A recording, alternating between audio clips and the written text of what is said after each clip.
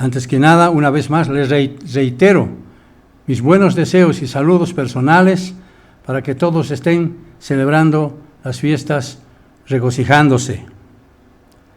Es un enorme privilegio para cada uno de nosotros y en especial para mí estar aquí y participar de la fiesta. En medio de todas las congregaciones que este año decidieron participar online para regocijarse en la distancia, pero en unidad del Espíritu con un solo corazón. Esta fiesta simboliza, como bien sabemos, el establecimiento del reino de Dios en la tierra. Como dijimos en el día de expiación, estamos muy contentos porque vamos compartiendo los banquetes espirituales que Dios preparó para nuestro provecho. Para mí es muy grato compartir la fiesta con todos los hermanos, por mucho que nos encontremos aislados físicamente, aunque como dije, todos respiramos el mismo aire y nuestros corazones laten al unísono. De eso se trata la unidad que Dios quiere que tengamos durante la fiesta, y no solamente en la fiesta, sino siempre. Resulta que durante los días de Jesús, allá en la ciudad de Jerusalén, cada día de la fiesta, el sumo sacerdote tomaba agua de la fuente de Siloé y la sacaba en una copa de oro y llenaba un cántaro al son de triple sonido de trompetas. Y luego ingresaba al recinto del templo por la puerta de las aguas, que se encuentra en el lado sur del templo, y la vertía delante del altar. Para el pueblo judío esta ceremonia tenía mucho significado, porque les recordaba aquel pasaje que dice: allí yo estaré ante ti sobre la peña, en el Horeb. Golpearás la peña y saldrán de ella aguas para que beba el pueblo. Éxodo 17:6. Para ellos era como un recuerdo de la época de Moisés, porque cada día de la fiesta cantaban el himno Halel, que quiere decir aleluya. El Halel es una colección de 6 salmos que se encuentran a partir del Salmo 113 hasta el Salmo 118. Esos 6 salmos, cada día ellos iban cantando, como nos dijo también don Mario Segle en el mensaje de inauguración.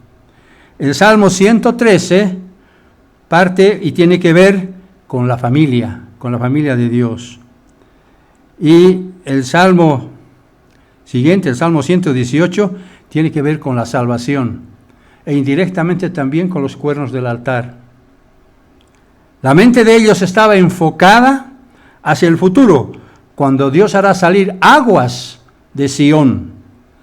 Cuando leemos a los profetas Ezequiel, Amós y Zacarías, vemos que saldrán aguas vivas de una gran fuente de Sión.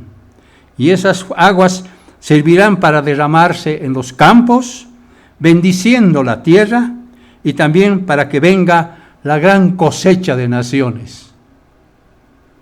A primera vista, como cristianos del siglo XXI, esta ceremonia tiene muy poco significado para nosotros. Pero para los judíos de su tiempo, que conocían muy bien las Escrituras, claramente entendían cuál era su simbolismo. Porque cuando las Escrituras nos dicen algo, se vierte una luz extraordinaria sobre nosotros, y eso precisamente es lo que debemos entender sobre los días de fiesta. Esa luz que Dios nos revela durante los días de fiesta. Ahora les pido que nos remontemos a los antecedentes de los tiempos bíblicos. Empecemos con Génesis, con la historia de Abraham, cuando envía a un viejo criado suyo a buscar una esposa para su hijo Isaac. Y cuando llega a la ciudad de Nacor, en Mesopotamia, él debería tomar esposa de la familia que él había dejado en Harán. Aquí se inicia una serie de antiguas crónicas románticas muy interesantes que nos narra el Antiguo Testamento. Veamos cómo el siervo de Abraham cumplió la misión que le había dado su amo Abraham, después de haber llegado cansado al lugar donde Abraham le dijo que vaya. Génesis capítulo 24, pasemos al libro de Génesis, por favor, capítulo 24.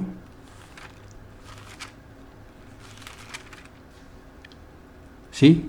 Génesis 24, versículos 11 al 13. Versículos 11 al 13. Dice, fuera de la ciudad, está hablando aquí del siervo que Abraham había enviado. Hablando de él, dice Génesis 24, versículos 11 al 13. Fuera de la ciudad hizo arrodillar a los camellos junto a un pozo de agua a la hora de la tarde, a la hora en que salen las muchachas a buscar agua. Luego viene una sentida oración de parte del siervo de Abraham. Dice en el versículo 12, Eterno, Dios de mi señor Abraham, te ruego, que hoy tenga un buen encuentro y ten misericordia de mi señor Abraham. Vemos que el siervo era muy fiel a su amo Abraham. Lamentablemente la Biblia no menciona su nombre, pero no es necesario. Ya sabemos que se trataba de un siervo fiel. Versículo 13. Aquí estoy junto a la fuente de agua, dice él, cuando salen a buscar agua las hijas de los hombres de esta ciudad. Versículo 15. Aconteció que antes él terminara de hablar, salió Rebeca con su cántaro sobre el hombro. Rebeca era hija de Betuel, hijo de Milcá, mujer de Nacor y hermano de Abraham. Esta muchacha era de aspecto muy hermoso y también era virgen, pues ningún hombre la había conocido. Descendiendo a la fuente, llenó su cántaro y se dispuso a regresar. Entonces el criado corrió hacia ella y le dijo, te ruego que me des de beber un poco de agua de tu cántaro. Ella respondió, bebe, señor mío. Se dio prisa a bajar su cántaro, lo sostuvo entre las manos y le dio de beber. Cuando acabó de darle de beber, dijo también, para tus camellos sacaré agua hasta que acaben de beber. Era una mujer, una joven, muy dispuesta a ayudar al siervo. Versículo 23. Y le preguntó, ¿de quién eres hija? Te ruego que me digas si en la casa de tu padre hay lugar donde podamos pasar la noche. Él naturalmente estaba en un lugar donde había solamente un pozo de agua, nada más. Versículo 24. Ella respondió, soy hija de Betuel, hijo de Milca, que ella le dio a Nacor. Luego de ofrecerle una posada, después de entregarle un pendiente de oro y 2 brazaletes, el siervo agradeció a Dios por el encuentro. Y la muchacha corrió de inmediato e hizo saber estas cosas en la casa de sus padres. Luego que el siervo llegó a la casa, empezó a contar la historia de su amo, Abraham. Le contó cuál era la intención y por qué la razón de su viaje. Y cuando el siervo terminó de contar la historia de su amo, él les dijo, en el versículo 49, ahora pues, si estáis dispuestos a hacer misericordia y ser leales con mi Señor, declarádmelo. Y si no, declarádmelo también. Y así sabré qué debo hacer. Entonces Labán y Betuel respondieron diciendo, del Eterno ha salido esto. No podemos hablarte ni mal ni bien. Versículo 51. Ahí está Rebeca delante de ti. Tómala y vete, y sea mujer del hijo de tu Señor, como lo ha dicho el Eterno. Y de esa manera, el siervo llevó o tomó a esta joven y luego se la llevó para que sea esposa del hijo de Abraham. Examinemos ahora los hechos. Tenemos un siervo que llega a una tierra extraña. Llega a un pozo de agua y las jóvenes llegan por la tarde a dar de beber a su rebaño. Y también el hombre bebe agua. Luego la doncella corre a dar la noticia a los suyos, a su familia. Y después de producido el encuentro, todo concluye en una boda. En este caso, la boda de Isaac con Rebeca. Pasemos a ver un segundo relato ahora. Esta vez el protagonista es Jacob. Cuando estaba huyendo de su hermano Esaú, después del sueño que tuvo en Betel y el voto que hizo en aquel lugar, es decir, de fidelidad a Dios. Génesis capítulo 29, un poquito más adelante, unos capítulos más adelante, Génesis capítulo 29, versículos 1 al 5. Génesis 29, versículos 1 al 5. Dice: siguió luego Jacob su camino y fue a la tierra de los orientales. Y vio un pozo en el campo y 3 rebaños de ovejas que yacían cerca de él, porque en aquel pozo abrevaban los ganados, y había una gran piedra sobre la boca del pozo. Versículo 3. Cuando se juntaban allí todos los rebaños, los pastores recorrían la piedra de la boca del pozo y abrevaban sus ovejas. Luego volvían la piedra a su lugar sobre la boca del pozo. Jacob les preguntó entonces: hermanos míos, ¿de dónde sois? De Harán somos, respondieron ellos. ¿Conocéis a Labán, hijo de Nacor? Volvió a preguntarles. Sí, lo conocemos, respondieron. Versículo 7. Él dijo: es aún muy de día y no es tiempo todavía de recoger el ganado. Abrevad las ovejas e id a apacentarlas. Pero ellos respondieron: no podemos, hasta que se junten todos los rebaños y se remueva la piedra de la boca del pozo. Entonces daremos de beber a las ovejas. Entonces, aún cuando él hablaba con ellos, Raquel vino con el rebaño de su padre, porque ella era la pastora. Versículo 10. Y sucedió que cuando Jacob vio a Raquel, hija de Labán, hermano de su madre, y las ovejas de Labán, hermano de su padre, se acercó Jacob y removió la piedra de la boca del pozo, y abrevó el rebaño de Labán, hermano de su madre. Luego Jacob besó a Raquel y alzó la voz y lloró. Jacob le contó a Raquel que él era hermano de su padre e hijo de Rebeca, y ella corrió a dar la noticia a su padre. Versículo 13. Cuando Labán oyó las noticias de Jacob, hijo de su hermana, corrió a recibirlo y lo abrazó y lo besó y lo trajo a su casa. Entonces él contó a Labán todas estas cosas. Y Labán le dijo: ciertamente eres hueso mío y carne mía.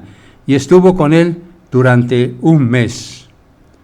Y de esa forma conocemos la historia que Jacob consiguió esposa. Más de una, lo sabemos. El resto es historia que todos conocemos. Volvamos a examinar los hechos. Se trata de los mismos antecedentes. Un hombre llega a tierra extraña, luego a un pozo de agua, y sacan agua y la bebe. Y luego del diálogo, la doncella corre a dar la noticia, y el hombre se queda en casa, y todo concluye con una boda, como bien sabemos. Tercer relato, un relato más. Esta vez nos remontamos a los tiempos de Moisés, quien acababa de matar a un egipcio que golpeaba a uno de sus hermanos hebreos. Y luego huye a Egipto rumbo a la tierra de Madián, por el desierto, por ese rudo desierto, evitando que lo tomen preso y lo maten. Éxodo capítulo 2. Éxodo capítulo 2 y versículo 15. Cuando el faraón oyó acerca de este hecho, o sea, cuando Moisés había golpeado a su siervo, a uno de sus hermanos, por haber matado a unos hermanos, maltratado, cuando a Faraón oyó acerca de este hecho, procuró matar a Moisés. Pero Moisés huyó de la presencia del Faraón y habitó en tierra de Madián. Allí se sentó junto a un pozo. Había viajado por todo ese desierto inhóspito y agotado y cansado, llega finalmente cerca de un pozo. Moisés se encontraba agotado por el duro viaje a través del desierto, como acabo de decir. El sacerdote en Madián tenía 7 hijas, quienes fueron a sacar agua para llenar sus cántaros y dar de beber a las ovejas de su padre. Pero de pronto llegaron unos rudos pastores y las echaron de allí. Entonces Moisés se levantó y salió en defensa de ellas, y luego dio de beber a sus ovejas. Entonces las muchachas corrieron a dar la noticia a su padre. Versículo 18. Cuando ellas volvieron junto a su padre Reuel, él tiene dos nombres, como vemos, les preguntó: ¿por qué habéis venido hoy tan rápido y tan pronto? Un varón egipcio nos libró de las manos de los pastores, también nos sacó agua y dio de beber a las aguas, respondieron ellas. Preguntó entonces Reuel a sus hijas: ¿dónde está? ¿Por qué le habéis dejado marchar a ese hombre? Llamadlo aquí para que coma. Entonces Moisés aceptó vivir con aquel príncipe de Madián, quien más tarde le dio por esposa a una de sus hijas, que se llamaba Séfora. Volvamos a examinar una vez más los hechos. Moisés, siendo extranjero, llega a una tierra extraña. Se detiene junto a un pozo y después de una serie de acontecimientos saca agua del pozo y luego bebe. Después Reuel le entrega una de sus hijas por esposa y este acontecimiento también termina en una boda. Se trata de las mismas historias románticas del Antiguo Testamento, porque cuando uno lee las Escrituras, vemos que estos hombres encontraron esposa alrededor de un pozo de agua, porque el pozo y los raudales son símbolo de la esposa, tal como nos afirma el libro de Proverbios en el capítulo 5 y versículos 15 al 19. El pozo de agua es símbolo de la esposa. Por eso los matrimonios se concertaban alrededor de un pozo de agua. Aquí está la prueba. Proverbios capítulo 5, Proverbios capítulo 5,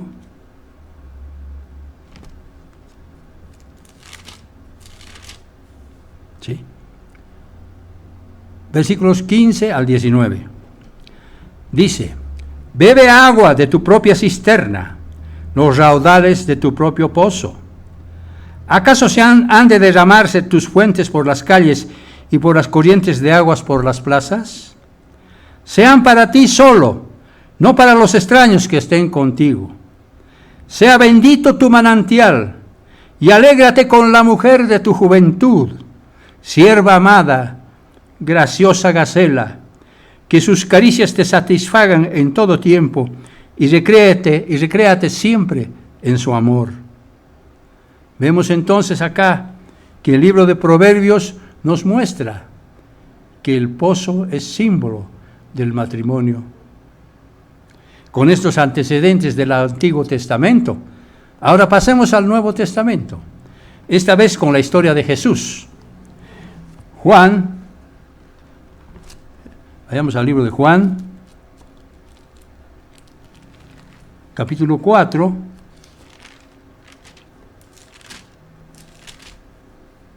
Juan capítulo 4, versículos 1 al 3.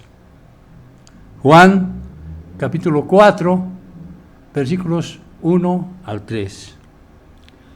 Cuando pues el Señor supo que los fariseos habían oído decir: Jesús hace y bautiza más discípulos que Juan, aunque Jesús no bautizaba sino sus discípulos, salió de Judea y se fue otra vez a Galilea, ahí al norte, y le era necesario pasar por Samaria.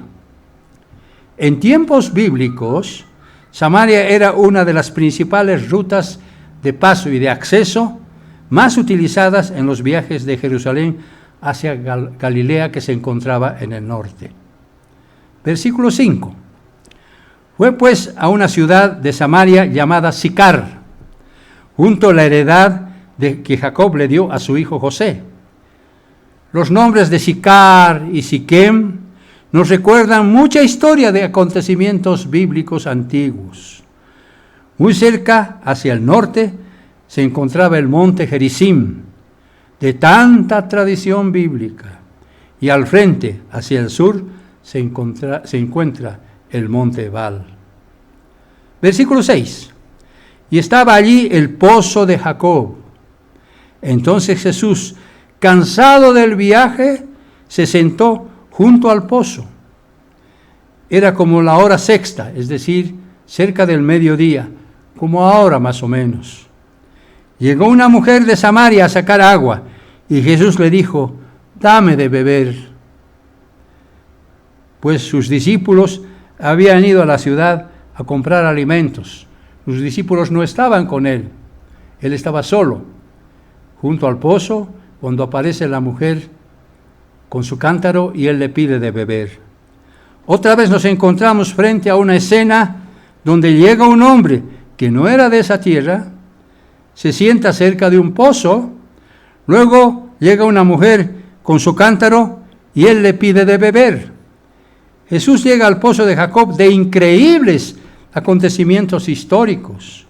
Se trata del mismo pozo que implícitamente nombra Génesis en el capítulo 12 y versículo 6, por el cual pasó Abraham en su conquista de la tierra prometida. Se trata del mismo lugar en que Jacob compró una parte de las tierras de los hijos de Amor, padre de Siquem.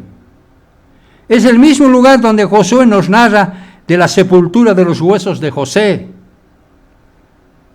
Vemos que este era un lugar increíble, de mucha historia bíblica. Allí Jesús se puso a descansar de su larga travesía hacia el norte, a Galilea, mientras que sus discípulos estaban ausentes porque fueron a comprar algo de comer. Versículo 9. La mujer samaritana le dijo: ¿cómo tú, siendo judío, me pides a mí beber que soy mujer samaritana? Porque los judíos y los samaritanos no se tratan entre sí. ¿Cómo me pides tú de beber? Respondió Jesús y le dijo: si conocieras el don de Dios, y quién te dice, dame de beber, tú le pedirías y él te daría agua viva. La mujer samaritana no estaba entendiendo las palabras de Jesús. Versículo 11. La mujer le dijo: Señor, no tienes con qué sacarla, y el pozo es hondo. ¿De dónde pues tienes esa agua viva? ¿Acaso tú eres mayor que nuestro padre Jacob, que nos dio este pozo, del cual bebieron sus hijos y sus ganados? ¿Acaso eres mayor? Jesús le contestó: cualquiera que beba de esta agua volverá a tener sed, pero el que beba del agua que yo le daré, no tendrá sed jamás, sino que el agua que yo le daré será en él una fuente de agua que salte para vida eterna. Una fuente de agua que salte para vida eterna. Entonces la mujer le dijo: Señor, dame de esa agua, para que no tenga sed y ni venga aquí a sacarla. La mujer todavía no entendía lo que Jesús le había dicho. La mujer pensó para sí misma que Jesús le estaba proponiendo matrimonio. La prueba de la que la mujer pensó que Jesús le estaba proponiendo matrimonio se encuentra en el versículo siguiente, versículo 16. Jesús le dijo: ve, llama a tu marido y ven acá. La mujer pensaba que se estaba siguiendo los mismos pasos para conseguir una pareja, pero Jesucristo no se estaba refiriendo a ese tema. En realidad, Jesucristo le estaba proponiendo matrimonio, pero en otros términos, en términos muy diferentes al que la mujer pensaba. Versículo 17. Respondiendo la mujer le dijo: no tengo marido. Jesús le dijo: bien has dicho, no tengo marido, porque 5 maridos has tenido, y el que ahora tienes no es tu marido. Esto has dicho con verdad. ¿Cómo es posible que una conversación basada únicamente en pozo y agua derive en maridos, en matrimonio, y todo esto en el lugar más público de entonces? ¿Cómo es posible que haya ocurrido esto? La respuesta es porque era la costumbre de la época, la forma en que se desenvolvían las propuestas de matrimonio alrededor de un pozo de agua, como ya vimos que ocurrió en el Antiguo Testamento también. Versículo 19. La mujer le dijo: Señor, me parece que tú eres profeta. Por fin la mujer entendió que Jesús le estaba proponiendo matrimonios en otros términos muy diferentes. Y de esa manera continuó el diálogo bajo otras condiciones, porque Jesús le ofrece matrimonio, pero en otros términos. Y después muchos en Samaria vinieron donde Jesús y se convirtieron y creyeron en Él, exactamente como a nosotros Jesucristo nos promete hoy. Así también nosotros hemos llegado a la iglesia, queridos hermanos, de pronto, de sorpresa, sin que busquemos previamente el verdadero camino. Y a través de los siglos, esta costumbre se fue desvaneciendo en las profundidades del tiempo. Los pozos de agua fueron reemplazados por fuentes de agua en los lugares públicos, convirtiendo las plazas en lugares de fuentes de agua. Todavía en muchos lugares, como aquí en nuestro país, en la ciudad de Sucre, yo vi esto. Los jóvenes al atardecer salen a dar paseos por la plaza alrededor de una fuente de agua y pensando encontrar a un novio y tal vez a un futuro esposo. Eso vi lo que hacen. Esa es la historia que ha derivado de aquellos acontecimientos bíblicos que, como dije, se fueron perdiendo a través del tiempo. ¿Y cómo se prepara la novia de Cristo hoy en día? ¿Cómo se prepara la novia de Cristo hoy en día? Hablando de la iglesia, el apóstol Pablo escribe en Efesios capítulo 5, versículos 25 al 27. Dice: maridos, amad a vuestras mujeres, así como Cristo amó a la iglesia y se entregó a sí mismo por ella, para santificarla, habiéndola purificado en el lavamiento del agua por la palabra, a fin de presentársela a sí mismo una iglesia gloriosa, que no tuviera mancha, ni arruga, ni cosa semejante, sino que fuera santa y sin mancha. Isaías capítulo 62, pasemos al libro de Isaías, el profeta del milenio, capítulo 62, casi al finalizar el libro, Isaías 62,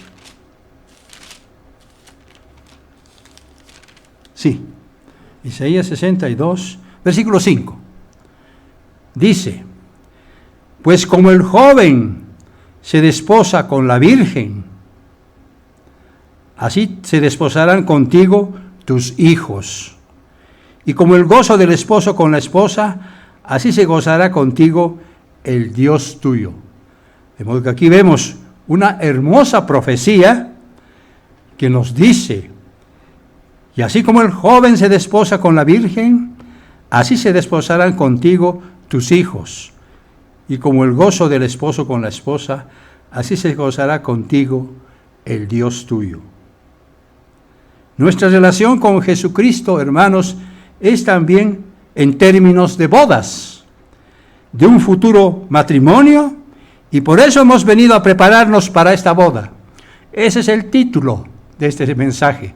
Preparémonos para nuestras bodas con Cristo. Como dice el apóstol Pablo en 2 de Corintios, segundo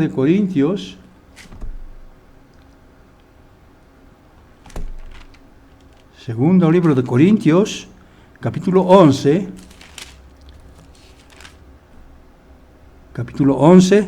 y versículo 2. Porque os celo con celo de Dios, pues os he desposado con un solo esposo para presentaros como una virgen pura a Cristo. Fíjense lo que dice el apóstol Pablo. Os celo con celo de Dios. Él quería que nosotros permanezcamos fieles en todo momento. Pues os he desposado con un solo esposo para presentaros como una virgen pura a Cristo. Dios nos ve así cuando permanecemos en fidelidad, en obediencia, en humildad, sin soberbia, sin renegar, sin ser malos ejemplos, sino dando un buen ejemplo ante los demás. Estamos en la fiesta porque todos queremos beber de la fuente de aguas que emanan de Dios mismo. En el masquil de los hijos de Coré encontramos escrito lo siguiente: como el ciervo brama por las corrientes de las aguas, así clama por ti, Dios, el alma mía. Mi alma tiene sed de Dios, del Dios vivo. ¿Cuándo vendré y me presentaré delante de Dios? Derramo mi alma dentro de mí, de cómo yo iba con la multitud y la conducía hasta la casa de Dios, entre voces de alegría y de alabanza de un pueblo de Dios en fiesta. Estamos aquí, hermanos, para prepararnos en medio del gozo, para celebrar nuestra futura fiesta de bodas que nos ofrece nuestro Rey, porque todos nosotros estamos sedientos de la palabra por el Espíritu que nos ha sido dado. Estamos aquí para cantarle a la roca de nuestra salvación. La iglesia de Dios se ha congregado de muchas tierras, de muchos lugares, y como futuros reyes y sacerdotes estamos reunidos para cantarle a nuestro Dios muchos himnos cada día de la fiesta, en señal de gratitud por la salvación que Dios nos ofrece. Una cosa es leer, hermanos, las Escrituras, y otra cosa es vivirlas. Y nosotros estamos aquí para leerlas y vivirlas, para experimentarlas en nuestra mente y en nuestro corazón, lo que será entonces para cada uno de nosotros. Para nosotros, pues, tiene mucho sentido decir que venimos a compartir nuestro regocijo con los hermanos de diferentes latitudes del planeta, desde el Centroamérica hasta la Patagonia. Este es un tiempo de gozo, de regocijo, de alabanza por la misericordia de nuestro Dios y sus maravillas que serán manifiestas para cada uno de los hijos de los hombres, como nos dice el Salmo 107 y versículo 21. Es tiempo de abrir los corazones para tener una misma mente con Dios. Estamos aquí porque queremos ser linaje bendito del Eterno, como nos dice Isaías en el capítulo 61 y versículo 9. ¿Y qué nos dice la revelación de Jesucristo? ¿Qué es lo que nos dice? Apocalipsis, capítulo 19,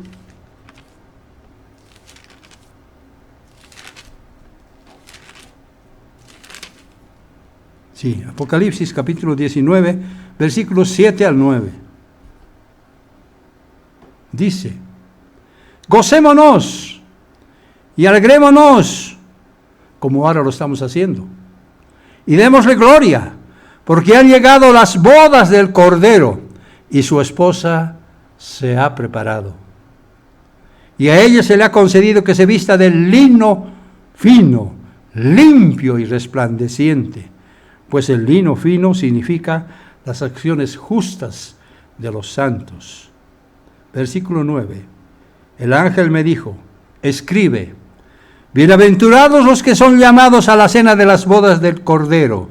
Y me dijo, estas son palabras verdaderas de Dios. Hermanos, Dios dice que somos benditos del Padre, porque hemos sido llamados a participar de las bodas del Cordero. Cuando Jesucristo se encuentre con nosotros en la cena de bodas y nos traiga la corona de justicia que todos esperamos. Como extranjeros y peregrinos en tierra extraña, nosotros también hemos venido a encontrar un pozo de aguas vivas para beber y no tener sed nunca más.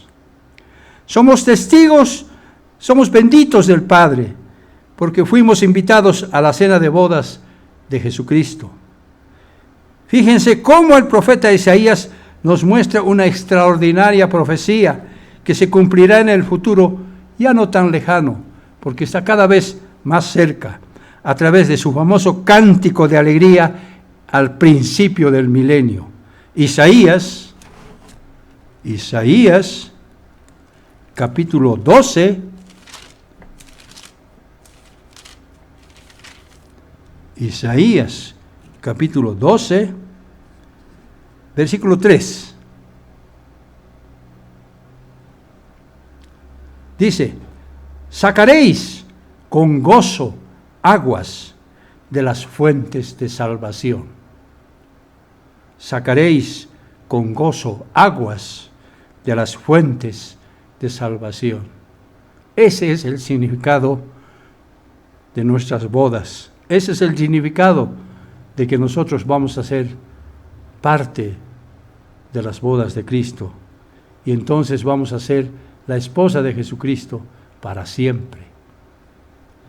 Como extranjeros y peregrinos, entonces, nos estamos preparando para ello.